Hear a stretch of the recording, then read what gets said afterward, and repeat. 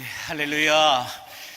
예배 받으시기에 합당하신 하나님께 예배자답게 합당하게 예배하는 여러분 모두에게 뜻밖의 은혜와 특별한 선물이 오늘 주일 3부 예배를 드리는 여러분 모두에게 충만하게 부어지게 되기를 주의 이름으로 간절히 축복합니다. 우리 옆에 계신 분에게 인사하겠습니다. 당신은 꽃보다도 아름답습니다 라고요. 네. 한 번 더 확인해 주세요. 진짜 이쁩니다 라고 인사해 주세요. 네, 여러분, 우리가 살면서 아름답다라고 하는 단어를 많이 사용합니다. 그러면 이 아름답다라고 하는 단어는 어느 때에 가장 많이 사용할까? 그걸 보니까 무엇 다울 때에 아름답다라고 하는 단어들을 많이 사용하십니다. 다시 말해서 운동선수가 운동선수 다울 때에 아름답다라고 얘기하고, 선생님은 선생님 다울 때에 아름답다라고 말하기도 하고, 의사는 의사 다울 때에 아름답다라고 말씀들을 하십니다. 마찬가지로 여러분, 성도도 성도 다울 때에 아름답다라고 말합니다. 교회도 교회 다울 때에 아름다운 교회이다 라고 말을 합니다. 그런데 여러분, 성도가 성도답지 못하면 어떻게 될까요? 성도스러워집니다. 교회가 교회답지 못하면 교회스러워집니다. 여러분, 우리나라 말에 무엇 답다, 무엇 스럽다 라고 하는 말이 있는데, 이 말은 비슷한 말 같지만 받아들여지는 느낌은 전혀 다른 느낌으로 받아들여진다라는 거예요. 예를 들어서 어떤 분이 저에게 목사님은 목사님다우세요 라고 하면 아마 제 입꼬리가 올라갈 겁니다. 그런데 목사님은 참 목사님스러우세요 라고 얘기하면 입꼬리가 내려갈 겁니다. 여러분, 왜 그럴까요? 이 무엇스럽다 라고 하는 말은 실제는 그렇지 않은데 그렇게 보인다, 그런 느낌이다 라고 말할 때 무엇스럽다 라고 얘기합니다. 그러나 무엇 답다 라고 얘기하는 것은 그러하다, 그렇다, 맞다 라는 말로 사용할 때 무엇 답다 라고 이야기를 한다는 거예요. 여러분, 어르신들에게 어른스럽다 라고 하는 말은 뭘까요? 무례한 말이에요. 어른들에게는 어른답다 라고 얘기를 하지 어른스럽다 라고 말하지 않습니다. 그러면 어른스럽다라고 하는 말은 어느 때에 사용할까요? 일찍 철이 든 어떤 어린아이가 어른들처럼 생각하고 행동할 때 실제로는 어른이 아니지만 어른스럽다라고 얘기하는 거죠. 그러므로 여러분, 성도는 성도스러우면 안 되고 성도다워야 아름다울 수 있음을 믿으시기 바랍니다. 교회도 마찬가지죠. 교회다워야지 교회스러우면 안 된다라는 거죠. 바라기는 우리 광림교회와 또 광림교회 안에서 신앙생활 하시는 모든 여러분들은 교회스럽고 성도스러운 것이 아니라 교회답고 성도다운 삶을 살아내실 수 있기를 주의 이름으로 간절히 축복합니다.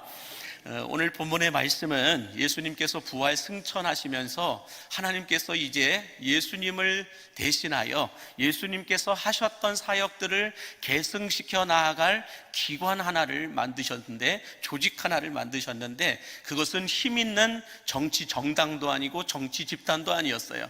돈이 많은 기업도 아니었어요. 똑똑한 학교를 세우지도 않으셨어요. 하나님께서 예수님께서 하셨던 그 사역을 계승하시기 위해서 세우신 기관은 교회임을 믿으시기 바랍니다. 자, 그러면 예수님의 이 사역을 계승하고 또 하나님께서 세우신 교회가 교회답기 위해서는 어떻게 해야 될까? 오늘 이것을 좀 생각해 보기를 원하는데요. 교회가 교회답기 위해서는 어떻게 해야 될까? 그 첫 번째로, 교회는 확실한 예수 복음을 선포하는 곳이어야 한다는 것입니다.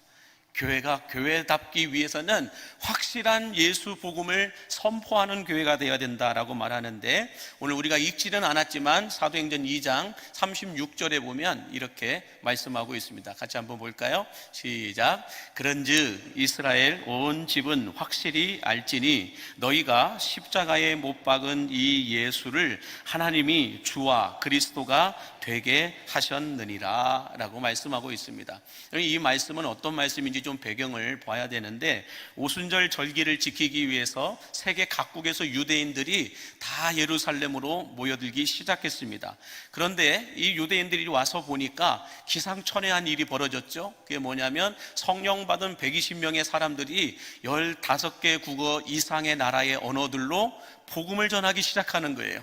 자기 나라의 언어들로 유대인들이 들어보니까 저 한 번도 외국물을 먹어보지 않은 사람들이 자기 나라 언어로 복음을 전하고 있다라는 것입니다.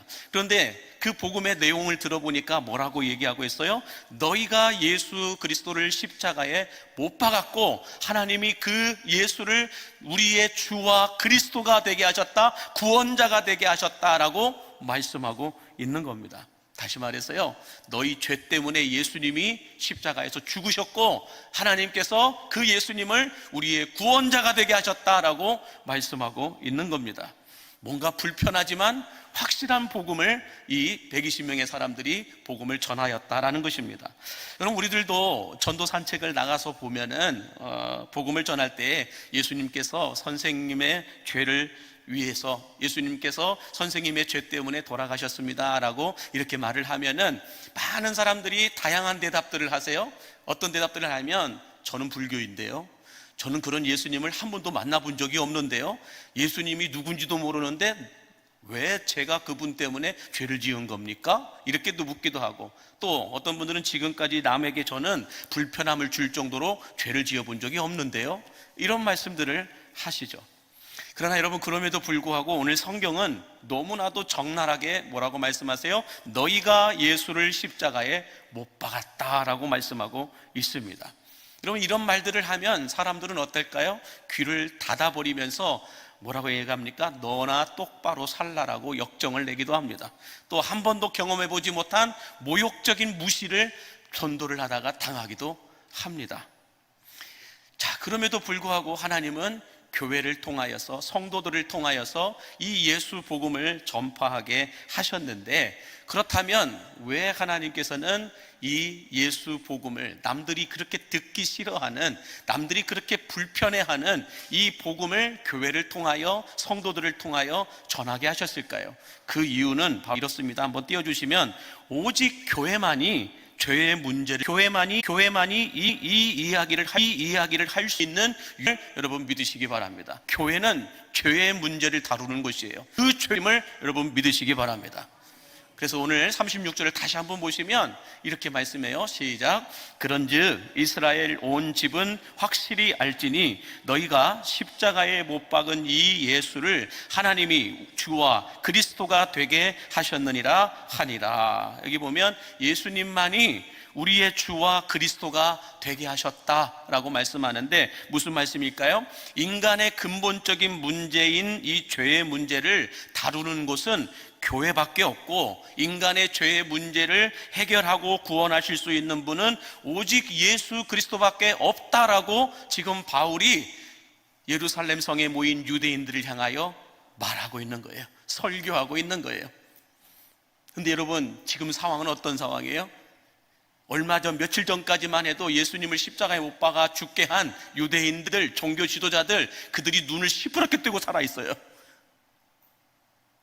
그리고 유대인들은 모세의 율법을 믿기 때문에 하나님은 인정하되 예수 그리스도는 인정하지 않아요. 메시아로 인정하지 않아요. 그런데 너희가 예수를 십자가에 못 박았고 하나님께서 그 예수님을 구원자로 삼으셨다라고 하는 이 말에 유대인들이 여러분 얼마나 불편했을까요? 며칠 전까지만 해도 예수님을 십자가에 못 박았던 종교 지도자들이 그 얘기를 듣고 여러분 얼마나 분노가 일어났을까요? 금방이라도 돌을 들어서 쳐버렸을 거예요. 그런데 오늘 성경은 그렇게 말씀하지 않고 있습니다. 먼저 바라기는, 교회는 인간의 근본적인 죄의 문제를 다루는 곳이고 또한 죄의 문제를 해결하는 곳임을 여러분 믿으신다면, 십자가에서 죽으시고 부활하신 예수님만이 죄의 문제를 해결해 주시고 구원하여 주실 수 있는 구원자가 되신다라고 하는 이 복음을 이제는 여러분들이 담대하고 거침없이 세상 속에서 선포하심으로 말미암아 교회다운 교회, 성도다운 성도가 되실 수 있기를 주의 이름으로 간절히 축복합니다. 자, 두 번째로 예수님의 사역을 계승하고 이어갈 하나님께서 세우신 교회다운 교회는 어떤 교회이냐? 그 두 번째는 이렇게 말할 수 있어요. 교회는 영혼을 치료하는 곳이다 라는 거예요. 교회는 영혼을 치료하는 곳이 되어야만 교회다운 교회가 될 수 있다라고 말씀하는데, 오늘 본문 37절과 38절 같이 보겠습니다. 그들이 이 말을 듣고 마음에 찔려 베드로와 다른 사도들에게 물어 이르되, 형제들아 우리가 어찌할꼬 하거늘? 베드로가 이르되, 너희가 회개하여 각각 예수 그리스도의 이름으로 세례를 받고 죄 사함을 받으라. 그리하면 성령의 선물을 받으리니 라고 말씀합니다. 성령 받은 120명의 제자들이 15개 나라의 언어로 예수 복음을 전파하자 세계 각국에서 몰려든 유대인들이 이게 어찌 된 일인지 영문을 알 수 없어서 서로 웅성거리면서 제자들이 있는 곳으로 모여들기 시작했습니다. 그러자 베드로가 일어서서 설교를 하는데 뭐라고 설교했다고 해요? 너희가 예수 그리스도를, 너희가 저 예수를 십자가에 못 박았고 하나님께서 그 예수를 주와 그리스도가 되게 하셨다, 구원자가 되게 하셨다라고 하는 아주 불편한 설교를 했어요. 유대인들이 듣기에는 표적 설교이죠. 다 들으라고 한 소리네? 이런 설교를 베드로가 했어요. 그렇다면 여러분, 상식적으로 놓고 봤을 때는 어떨까요? 고함을 지르고 역정을 내고 돌멩이를 들어서 베드로를 쳐 죽이려고 했을 거예요. 그런데 오늘 성경은 뭐라고 말씀합니까? 그들이 마음에 찔려라고 얘기합니다. 이 놀라운 일이에요, 여러분. 그들이 마음에 찔렸다라고 말하는데, 이런 마음에 찔렸다라고 할 때 이 헬라어에서는 이 찔렸다라는 말을 이렇게 얘기해요. 카네시게산이라고 얘기하는데, 이 뜻은 뭐냐면 칼로 베이는 것처럼 쓰리고 아팠다라는 거예요. 마음에 찔렸다라는 것은 칼에 베여서 쓰리고 아픈 것처럼 아팠다라는 것이죠. 또 영어 성경에 보니까 이렇게 해석을 해요. 양심에 찔려 감정의 변화가 일어났다라는 말로 해석을 하고 있는데, 한마디로 여러분, 우리는, 죄인인 우리는 뭐에 능숙할까요? 숨기고 감추는 일에 능숙해요. 그런데 하나님의 말씀은 나타내고 드러내는 일에 능숙하셔요. 그래서 성령의 메시지를 들으면, 성령의 메시지가 선포되어지게 되면 우리 안에 숨겨놓았던 죄악들이 더 이상 숨겨지지 않고 다 드러나게 됨을 여러분 믿으시기 바랍니다. 이것을 마음의 찔림, 영혼의 쓰림이다라고 얘기해요. 그래서 여러분 히브리서 4장 12절과 13절에 보면 우리가 너무 잘 알고 있는 말씀이 있죠. 하나님의 말씀이 어떤 역할을 하는지 이렇게 말씀해요. 시작. 하나님의 말씀은 살아있고 활력이 있어 좌우의 날선 어떤 검보다도 예리하여 혼과 영과 및 관절과 골수를 찔러 쪼개기까지 하며 또 마음의 생각과 뜻을 판단하나니 지으신 것이 하나도 그 앞에 나타나지 않음이 없고 우리의 결산을 받으실 이의 눈앞에 만물이 벌거벗은 것 같이 드러나느니라. 아멘. 하나님의 말씀이 선포되어지면, 성령께서 하나님의 말씀을 선포하시게 되면 우리 안에 숨겨놓았던, 감추어놓았던 우리의 죄악들이 다 드러난다라는 거예요. 그 드러남을 뭘로 표현하고 있어요? 마음의 찔림, 영혼의 쓰림으로 표현하고 있는 거죠. 그래서 여러분, 성령께서 우리에게 말씀하실 때는 마음의 찔림이 있다라는 거예요. 영혼의 쓰림이 있다라는 거예요. 그런데 우리들은 우리 안에 있는 죄악들을 교양과 매너와 웃음으로 아주 절묘하게 위장하면서 살아가는데 능숙해요. 그래서 죄를 지었음에도 불구하고 아주 교양 있게 그걸 덮어놔요. 아주 매너 있게 그것을 치워놔요. 웃으면서 마치 아무 일도 없는 것처럼, 아무 죄도 지었지 않은 것처럼 우리는 위장하며 살아갈 때가 많다라는 거예요. 그러나 성령께서 선포하시는 하나님의 말씀은 공항 검색대 앞에 엑스레이를 지나가는 것처럼 여러분, 어느 것 하나 숨겨지지 않고 모두 다 뭐라고 말씀합니까? 오늘 히브리서 14장 13절에 말씀하고 있듯이 지은 것이 하나도 그 앞에 나타나지 않음이 없고 또 우리의 결산을 받으실 이의 눈앞에 만물이 벌거벗은 것 같이 다 드러나게 된다라고 말씀하고 있어요. 사람들에게는 교양과 매너와 웃음으로 그럴듯하게 숨길 수 있어요. 위장할 수 있어요. 덮어놓을 수 있어요. 그러나 하나님 눈에는 다 보인다라는 거죠. 숨길 수가 없다라는 거예요. 그래서 마음에 찔림이 있고 영혼에 쓰림이 있다라는 거예요. 여러분, 우리가 샤워를 할 때 물을 쫙 붓게 되면은 몸에 상처가 나 있으면 어떻게 돼요? 몸에 상처가 난 부위에 물이 닿게 되면 쓰라리듯이 말씀을 들을 때 찔림이 있고 쓰라림이 있다라고 하는 것은 무엇을 의미하는 걸까요? 우리 영혼에, 우리 신앙에 상처가 나 있기 때문에 그 상처를 치료해야 한다라고 하는 성령님의 사인임을 믿으시기 바랍니다.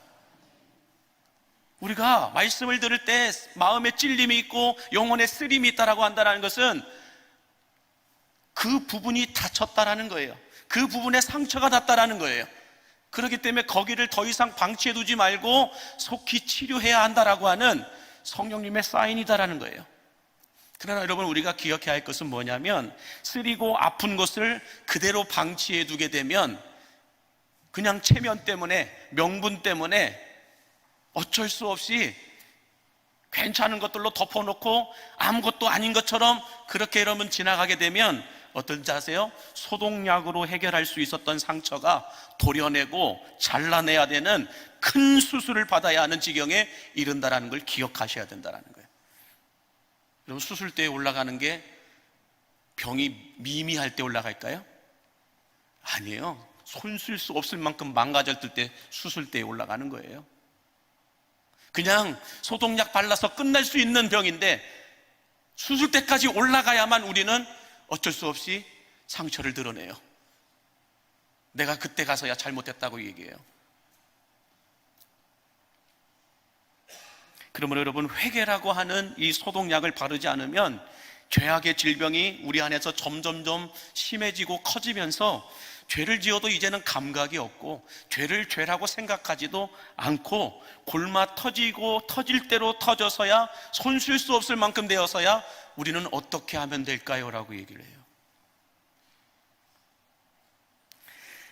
자, 그런데 여러분, 안타까운 것이 하나가 있어요. 뭐냐면 성령께서 주시는 메시지를 듣고 마음에 찔림이 있고 영혼에 쓰림이 있다고 해서 모두가 다 회개하는 것은 아니더라는 거예요.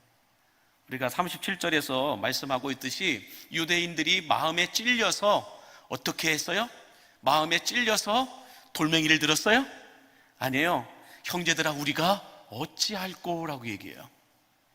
형제들아, 우리가 어찌할꼬. 이 어찌할꼬라고 하는 말은 무엇이냐? 지금까지 나의 인생을 떠받들고 있었던 나의 방식, 나의 방법, 나의 원칙, 나만의 신념, 이 나의 세계관을 다 내려놓고 이제는 하나님의 방식, 하나님의 신념, 하나님의 세계관, 성경적인 세계관을 가지고 살겠다라고 하는 그 표현이 형제들아 내가 어찌할꼬라는 거예요. 내 힘으로는 이제는 어찌할 수 없으니, 내 힘으로는 이 병을 고칠 수 없으니, 내 힘으로는 이제 더 이상 어떻게 손 쓸 수 없으니 누군가가 나를 도와달라는 거예요. 그때 수술대에 올라가는 거죠. 여러분, 이것을 성경은 뭐라고 얘기하는지 아세요? 세례의식이다라고 얘기해요. 세례를 받는다라는 거예요. 세례를 받기 전까지 우리는 나만의 방식과 나만의 원칙과 나만의 신념을 가지고 나만의 가치관과 세계관을 가지고 살았어요. 그런데 세례를 받는다는 건 뭐예요? 이제는 예수 그리스도 안에서 예수 그리스도를 위하여 살아가겠다, 하나님의 방식과 방법과 하나님의 세계관과 가치관을 가지고 살아가겠다고 하는 것을 공동체 앞에서 드러내는 거예요. 이게 세례예요. 그래서 세례란 회개하여 내가 이제 예수로 살고 예수로 죽겠다라고 하는 이 의식을 표현하는 게 세례인 것입니다. 그런데 많은 성도들이 이 마음의 찔림까지는 있어요. 마음의 쓰림, 마음의 불편함까지는 있어요. 그런데 그 이후에 나타나는 반응과 결과는 너무 달라요, 다. 성경에도 보면은 참 안타까운 결과들이 나왔던 사람들이 있어요.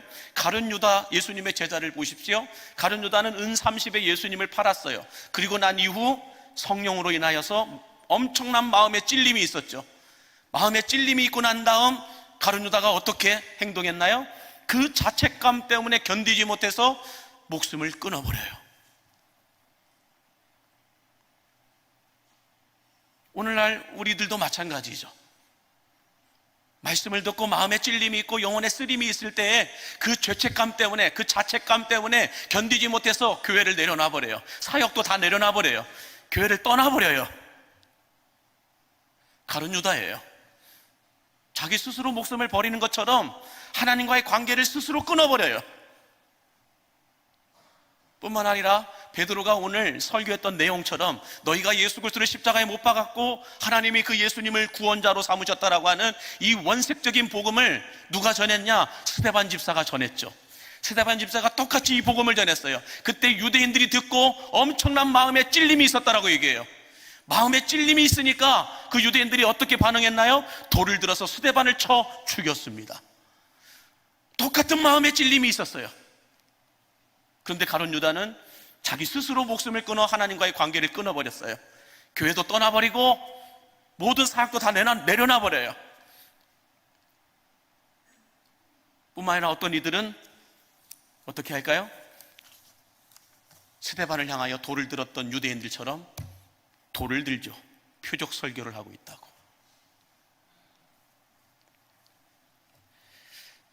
여러분, 황민규 작가라고 하는 사람이 이런 책을 썼어요. 책은 망치다. 또 공연 광고 이 작가가 되는 박웅현이라고 하는 작가는 책은 도끼다라는 책을 쓰기도 했습니다. 여러분, 책은 도끼다, 책은 망치다라고 하는 이런 책들을 보면은 여러분 어떤 내용들이 담을까요?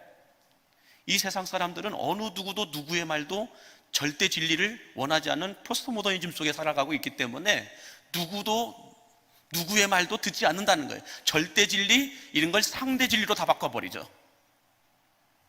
그래서 여러분들, 책은 무엇인가? 책은 망치이고 도끼이다. 그래서 나를 다듬고 나를 쪼개고 나를 단단하게 만드는 도구이다, 이렇게 말씀들을 하세요. 특별히 책은 군주의 거울이다 라고 하는 말들을 사용하세요. 인문학에서 쓰는 단어인데, 책은 군주의 거울이다. 다시 말해서 군주는 최고의 자리에 올라간 왕이죠. 최고의 자리가 올라간 사람들은 누구의 말도 듣지 않아요. 최고의 권력을 누려본 사람들은 누구의 말도 듣지 않아요. 내가 진리예요. 나중에는 내가 하나님이 되죠. 내가 이 교회의 주인이 되고 내가 이 교회의 하나님이 돼버려요. 그래서 내 말대로 움직여야 되고 내 뜻대로 돌아가야 돼요. 그런데 그런 군주의 자리에 올라갔던 사람들은 누구의 말도 듣지 않기 때문에 거울을 주는데 그 거울이 뭐라는 거예요? 책이라는 거예요. 책을 통하여서 군주가 자기의 모습을 보게 한다는 것이죠. 자, 그렇다면 책은 이렇게 도끼의 역할, 망치의 역할, 군주의 거울의 역할을 감당한다고 한다면 성경은 뭘까요, 여러분? 성경은 우리가 조금 전에 읽었던 히브리서 4장 12절과 13절에서 읽었던 말씀처럼 성경은 예리한 검이요 또 우리 영혼을 수술하시는 하나님의 칼임을 여러분 믿으시기 바랍니다. 그러므로 여러분, 우리가 예배할 때마다 앉아 계신 그 여러분의 자리, 여러분이 앉아 계신 그 의자는 집안에서 편하게 드라마 볼 때 보는 소파 자리가 아니라는 거예요. 여러분이 앉아 계신 그 자리는 소파가 아니에요. 편안하게 드라마를 보고 편안하게 만담을 듣기 위해서 앉아 있는 자리가 아니라는 거예요. 뿐만 아니라 영화관에서 편안하게 재미있게 영화 보기 위해서 앉아 있는 그런 자리가 아니라는 거예요, 여러분. 지금 여러분이 매주일 오셔서 앉아 계신 그 자리는 우리 마음의 찔림과 영혼의 쓰림이 있는 그 아픈 곳들을 치료하시는 하나님의 수술대요 회복실임을 믿으시기 바랍니다. 그래서 우리가 예배 때마다 오셔서 여러분이 이 자리에서 뭐 하실 거예요? 기도하다 찬송하다 말씀을 듣다가 내 영혼이 치료되는 곳이에요. 하나님의 칼이 말씀을 통하여서 나를 쪼개시고 그곳을 싸매시고 다시 꼬매시고 싸매어 가시는 치료받는 수술대라는 거예요. 그런 자리가 돼야 돼요.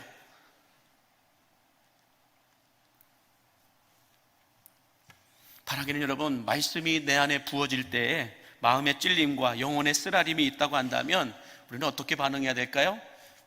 우리가 어찌할꼬라고 하는 나의 세계가 무너지고 회개를 통하여 새로운 하나님의 세계가 들어오는 그 은혜의 자리가 바로 오늘 이 자리임을 여러분 믿으시기 바랍니다.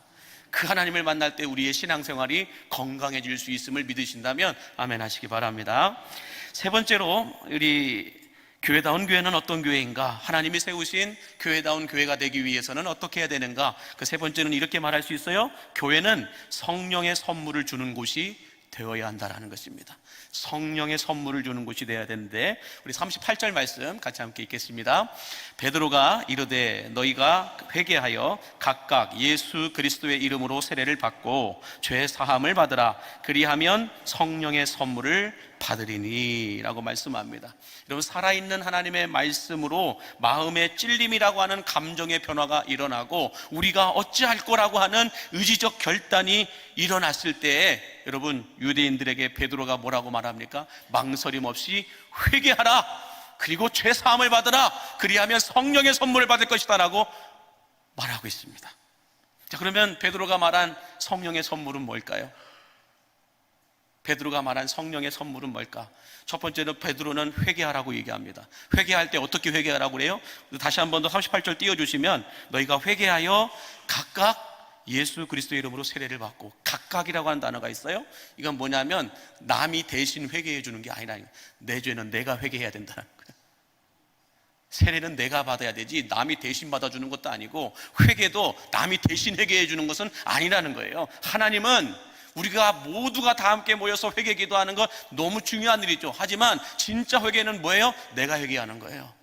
나의 죄를 내가 회개할 때 하나님은 죄 사함의 은혜를 허락하여 주신다라고 말씀하고 있죠. 자, 그렇다면 베드로가 말한 성령의 선물은 무엇일까? 회개하여 죄 사함을 받으라, 그러면 성령의 선물을 받는다는데, 죄 사함을 받는다는 건 뭘까요? 구원을 받는다는 것입니다. 예수 믿고 죄 사함을 받으면 구원의 선물을 받는다. 이것이 성령의 선물이라는 것이고, 두 번째 선물은 어떤 선물일까요? 부흥이 일어난다라는 것입니다. 그럼 부흥이라고 하는 것은 우리는 너무 편협적으로 생각할 때가 많아요. 교회 성도들이 많이 늘어나는 것 부흥이 아니라고 말할 수 없어요. 부흥입니다. 하지만 이것만이 부흥이 아니에요. 부흥의 참된 의미는 전에는 이랬지만 이제는 이렇다라는 거예요. 전에는 10명밖에 모이지 않았지만 이제는 100명이 모였다. 이 회복과 변화를 부흥이라고 하는 거지, 숫자 많이 늘어난 걸 갖고 부흥이라고 말하지 않는다라는 거예요. 다시 말해서 여러분, 전에는 너희가 어둠이더니 이제는 주 안에서 빛이라, 빛의 자녀들처럼 행하라. 전에는 어둠이었던 사람이 이제는 빛이 되었다. 이것을 부흥이라고 얘기한다는 거예요.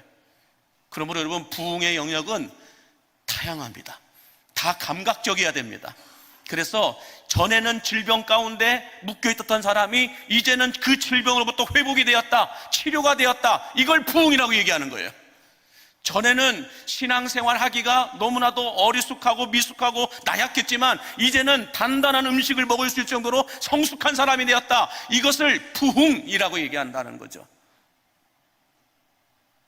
우리 가정 안에 엉키고 꼬여있던 문제의 실타래들이 있었는데 그 문제의 실타래들이 풀어졌다. 이것을 부흥이 임했다라고 얘기하는 거예요. 사람들과의 관계에서 저 사람과 원수 맺은 것처럼 저 사람은 얼굴도 보기 싫고 이름도 듣기 싫고 저 사람과 함께 있는 것도 정말 싫었는데 언제부터인가 저 사람이 사랑스러워지고 저 사람의 영혼이 불쌍해지고 저 사람을 위해서 기도하게 되었다. 이걸 부흥이 임했다라고 얘기하는 거예요. 예전에는 우리 광림교회가 하지 못했던 일들이 이제는 되어진다라는 거죠. 할 수 없었던 일들을 이제 할 수 있게 되었다. 이걸 뭐라고 얘기해요? 이런 걸 부흥이라고 얘기하는 거예요. 회복이 있고 변화가 있고 성장이 있고 성숙이 있는 이런 모습들을 가리켜 부흥이라고 이야기한다는 것입니다. 자, 그렇다면 우리가 생각해 볼 수 있는 이런 여러 가지의 부흥들이 더 많아지고 높아지기 위해서는 어떻게 해야 될까요? 부흥의 높이는 회개의 깊이로 결정된다는 거예요. 다시 한번 띄워줘 보실까요? 회개가 깊어야 부흥이 높아질 수 있다는 거예요. 여러분, 우리가 사진에서 보고 있듯이 저 프리다이빙 선수들이 물속으로 들어갔다가 중간에서 유턴해서 올라갈 때의 속도와 밑바닥까지 내려갔다가 밑바닥을 발바닥으로 발로 차면서 올라갔을 때의 속도와 누가 더 빠를까요? 중간에 내려갔다가 올라가는 사람보다 밑바닥까지 내려갔다가 바닥을 치고 올라가는 선수가 동력을 얻어서 더 빨리 올라간다는 거예요. 마찬가지로 여러분, 회개의 깊이가 바닥까지 내려갔을 때 여러분 부흥의 속도와 부흥의 역사와 부흥의 높이는 달라지게 됨을 믿으시기 바랍니다. 그러므로 여러분의 삶에 부흥이 있기를 원합니까? 여러분들이 회개해야 될 그 모든 죄악들을 밑바닥까지 내려가서 그 밑바닥을 발로 차고 올라가라는 거예요. 그럴 때 부흥의 속도가 나고 부흥의 역사가 더 높아지고 많아지고 넓어지게 됨을 믿으시기 바랍니다. 교회도 마찬가지라는 거예요. 교회 안에 여러 가지 부족한 점들이 있죠. 교회 안에 여러 가지 바꿔야 될 것들도 많죠. 그러나 여러분, 그것들을 가지고 그냥 말만 하는 분들은 여러분 회개의 자리까지 가지 못하는 분들이에요. 그런데 교회 안에 부족한 점들, 교회 안에 바꿔야 될 것들, 이런 것들을 가지고 새벽마다 나와서, 기도의 시간마다 나와서, 주님, 내가 이렇게 바뀌기를 원합니다. 내가 우리 교회의 이 부족한 점들을, 이 미숙한 부분들을, 이렇게 고쳐야 될 부분들을 주여 내가 먼저 회개하고 내가 먼저 고치고 내가 먼저 다듬어짐으로 말미암아 우리 교회가 교회다운 모습으로 바뀌기를 원합니다라고 하는 그 기도의 사람들이 교회를 부흥시킨다는 거예요. 그런데 교회를 바라보면서 우리 교회는 이런 게 바뀌어야 돼, 우리 교회는 이런 게 부족한 것 같아, 아이고 우리 교회는 뭐 이런 것. 여러분, 그 정도는요 말씀하시지 않아도 웬만한 분들은 다 알아요. 그렇게 착실하게 말씀하시지 않아도 돼요. 그 정도는 우리 모든 성도들이 우리 교회가 지금 뭐가 부족한지, 뭐가 미숙한지, 뭘 고쳐야 되고 뭐가 더 해야 되는지, 여러분 그 정도는 다 알아요. 다 알고 있지만 말하지 않고 기도하고 있는 거예요. 회개의 깊이만큼 부흥의 높이가 올라가기 때문에. 말할 줄 몰라서 말하는 게 아니에요. 몰라서 말하는 게, 말 못하고 있는 게 아니라는 거예요. 그 정도는 다 알아요. 그러나 알고 있는 사람들은 뭐 하는지 아세요? 교회를 위해서 회개하며 기도해요. 그러면 여러분, 건강하고 성숙한 부흥이 일어나기 위해서는 회개가 전이 되어야 됩니다. 다시 말해서 회개의 행진이 일어나야 돼요. 베드로가 이렇게 복음을 전하였을 때, 참 불편한 복음을 전했죠. 그랬을 때 그 유대인들이 그걸 받아들이면서 마음에 찔림이 있고 우리가 어찌할꼬 라고 하면서 그들이 어떤 일이 일어날까요? 회개의 행진이 일어났어요. 회개가 일어났어요. 그걸 말씀해 주는 게 오늘 본문 41절의 말씀입니다. 41절 같이 함께 보겠습니다. 시작. 그 말을 받은 사람들은 세례를 받음에 이날에 신도의 수가 3,000이나 더하더라. 할렐루야. 그 말을 받은 사람들이 누구예요? 그 말은 뭔 말일까요?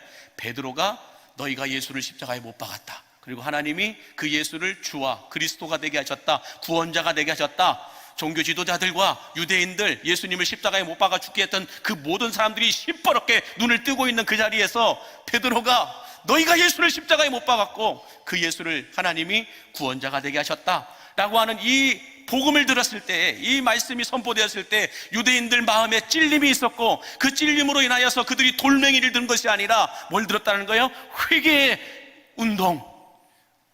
마음에 찔려 우리가 어찌할꼬 그러므로 인하여 회개를 시작하였는데 그 회개가 몇 명이 했다는 거예요? 그 회개 행진이 보니까 그 말을 받은 사람들은 세례를 받았다라는 것은 뭐예요?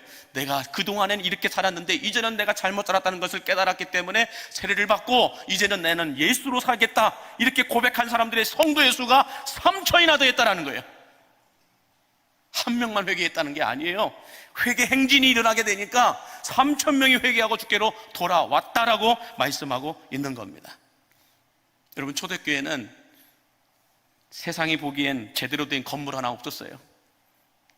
또 세상에 내놓을 만한 제대로 된 명함과 스펙을 갖고 있는 사람들도 없었습니다. 그러나 초대교회는 결코 초라하지 않고 약하지 않았습니다. 초대교회 성도들은 예수로 충만했고 성령으로 가득했습니다. 그러다 보니 예수 복음을 그들은 전파하게 되었고, 목숨을 걸고 예수 복음을 전파한 그들로 인하여 또 다른 목숨을 걸고 예수 복음을 전할 3,000명이 일어나게 됐다는 거죠. 하나님이 찾으시는 오직 그 한 사람, 바로 이 예수 복음을 전하는 그 한 사람으로 인하여 주님은 3,000명이 회개하고 주께로 돌아오는 기적을 베풀어 주셨다라는 것이죠. 그러므로 여러분, 초대교회는 회개한 120명의 사람들과 또 예수를 구주로 믿은 세례를 받은 3,000명 합해서 3,120명으로 시작하였습니다.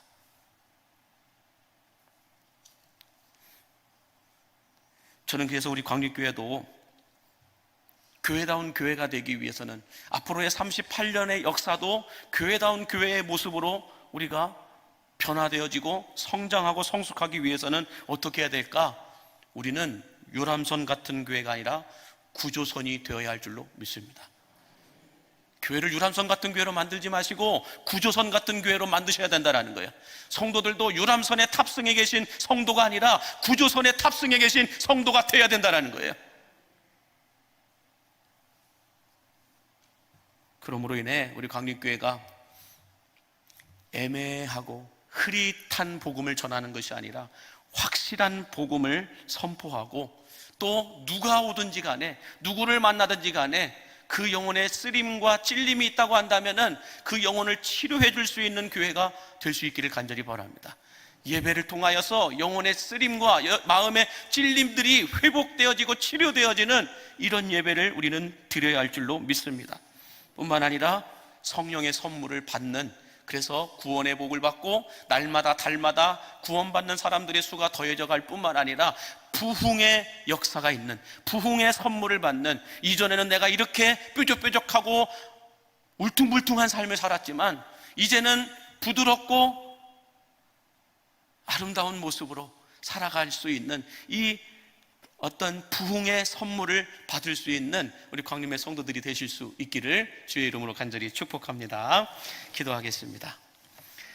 교회의 머리가 되신 주님, 교회스러운 교회, 성도스러운 성도가 아니라 교회, 초대교회처럼 교회다운 교회, 성도다운 성도로 살아가기를 기도하는 우리들에게 성령의 충만함을 부어주시어서 하나님께서 선택하시고 세우신 교회다운 교회가 되게 하여 주옵소서.